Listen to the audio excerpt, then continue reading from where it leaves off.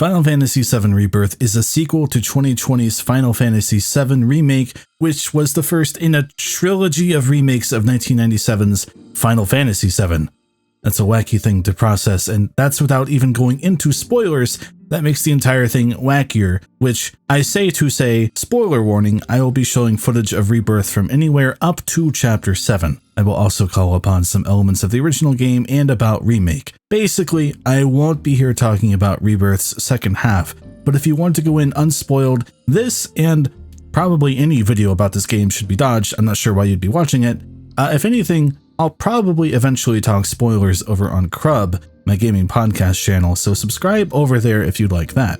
That's an exciting way to open the video, I know, but it does feel necessary with what Square Enix achieved with Remake in mind. It set a lot of expectations and raised questions about how Rebirth could follow up on it. I, especially, was very curious. My history with Final Fantasy is pretty spotty, but spotty in the I got all of the achievements of Final Fantasy XIII and never really touched Final Fantasy VII or its earlier entries way. It wasn't until 7 Remake's big twist was going around that I even thought about playing that game. I couldn't tell if it was genius or cavalier to do what they did, so I had to give it a shot, and I fell in love with it. And it was only then that I went back and played a bit of the original game to compare, ultimately choosing to drop my playthrough until after finishing Rebirth so that I could go back and compare to where that leaves off. And I guess what I'm saying is I wasn't a Final Fantasy VII fan until Remake made me one. And when it comes to how Square Enix would meet the expectations that game set, they must have felt pretty confident, as they sent me a free digital copy of Rebirth the day the game released. I have a channel that's uploaded like twice over the past year, so hey, there's disclosure, but also the other game they've ever given me was Balan Wonderworld, so I don't know, there's that, I guess. Now I'm going to steal a trick from my friend the Golden Bolt here and immediately criticize the game after that disclosure, but I'll go somewhere with it.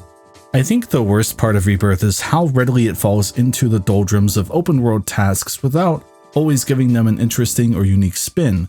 In a way, it's almost mind-boggling to see a remake of such an iconic, trend-setting game quickly fall into having you climb towers to reveal nearby objectives on a map.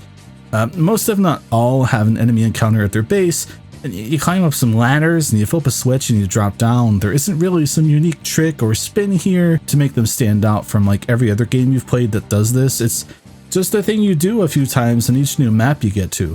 In the cold vacuum of critique, its similar tasks don't really hold up either, right? Like stealth sections, although they're kind of infrequent, they're just never fun here. You survey some crystals at springs with the same button combination and timing each time. The series' iconic summons are somewhat tied to challenges where you memorize and repeat button presses. If I look at any of this objectively, then I think it's a shame that a lot of this is the best they had the time to come up with, and I have no clue how these elements will hold up on repeat playthroughs once the new game sheen has worn off here. But to that end, and to the game's credit, here on this first playthrough when I'm actually playing the game, I'm too engrossed to really care all that much.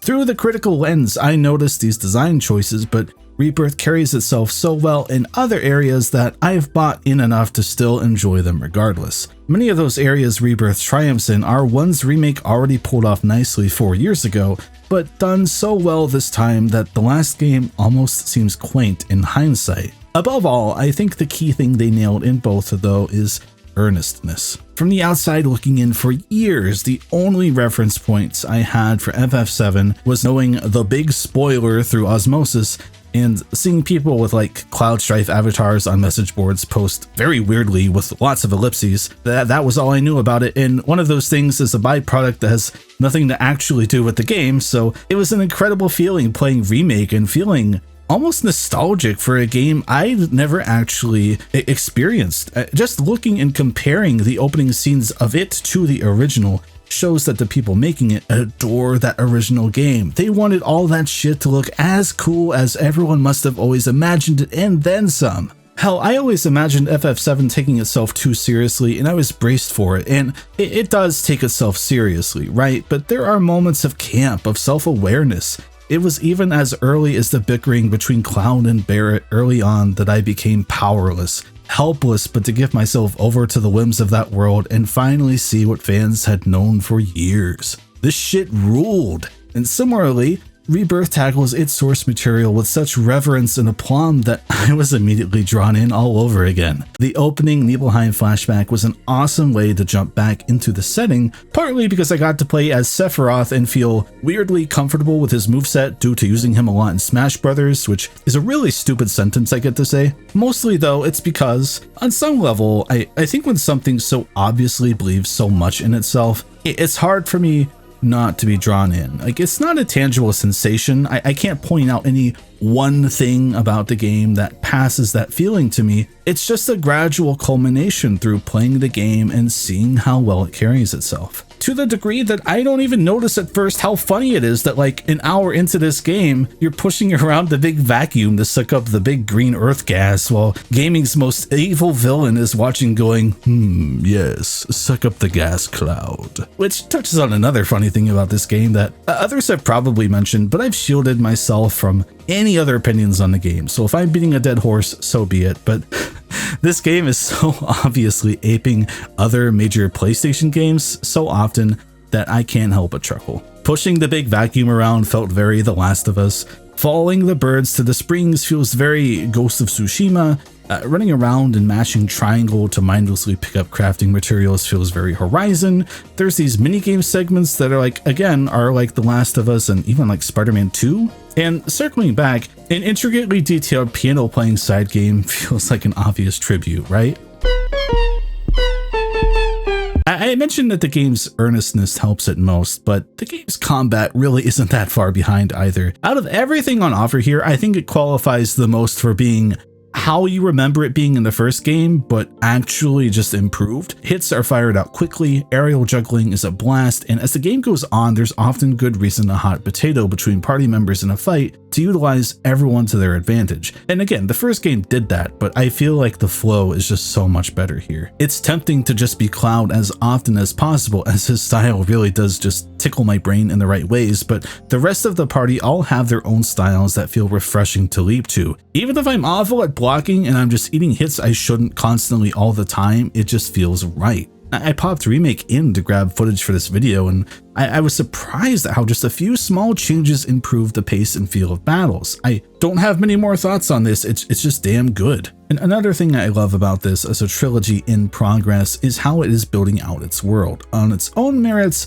and in comparison to the original FF VII. I was shocked at how quickly Midgar went by when I let myself play some of the game after Remake, and looking at my save file, I left off right at the Junon Parade section. I decided I want to continue after Rebirth and stop again where it leaves off, like I mentioned. Now I played a bit more here for this footage just to compare, and again, was blown away at how brisk the original game is by comparison. You get into uniform, you do the parade, then you're off on the ship. In Rebirth, there's an entire section of exploring Upper Junon in a bit more detail, rallying soldiers, doing the parade, spoiler warning again, having a whole assassination attempt on Rufus, and then fighting your way down toward the ship and bumping into Cloud's Majima. Seriously, thousands of dollars and dozens of hours were spent on making this look as ridiculous as possible. Incredible. Now, I really expected this to be one of the chapters that leaned closer to the events of the original game once I wrapped it, and on paper it does, but it also feels worlds apart when played back to back like this.